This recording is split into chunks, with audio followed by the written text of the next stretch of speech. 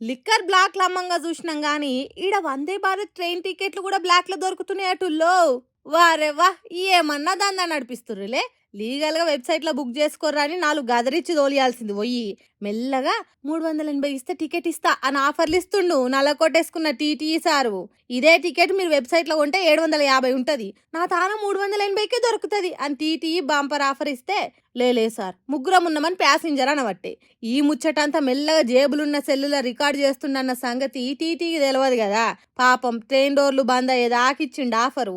ఆయనతో ట్రైన్ కదిలినాక మనోడు 380 రూపాయలకే వందే భారత్ ట్రైన్ టికెట్ అని సోషల్ మీడియాలో పెట్టిండు. ఈ ఘనకార్యం అంతా కూరగాయల కాడ బేరాలాడినట్టు టికెట్ల కాడ బేరాలాడిన ఈ సిన్సియర్ టీటీ సార్ భాగవతం అంతా దేశం అంతా చూసి వైరల్ అయ్యేసరికి లేట్ చేయకుండా సస్పెన్షన్ వేసి పడేసిర్రు సార్ పోస్ట్ మీద రైల్వే అధికారులు. దీని మీద పబ్లిక్ కూడా బాగానే గుస్సగాబట్టిర్రు. మన దేశం ఇజ్జతు ఎవడో తీయాల్సిన పని లేదబ్బా. మన వ్యవస్థలను ఎవడో వచ్చి ఖరాబ్ చేయాల్సిన అక్కర్నే లేదు. పెద్ద పెద్ద చదువులు చదివి ఇట్లాంటి కొలువులు ఎలుగబెట్టే కొందరు అధికారులే చాలు నాశనం చేయనికే. ఇవాళ రేపు నీతిగా ఏ పని జరుగుతుంది చెప్పుండ్రి, అంతా అవినీతే.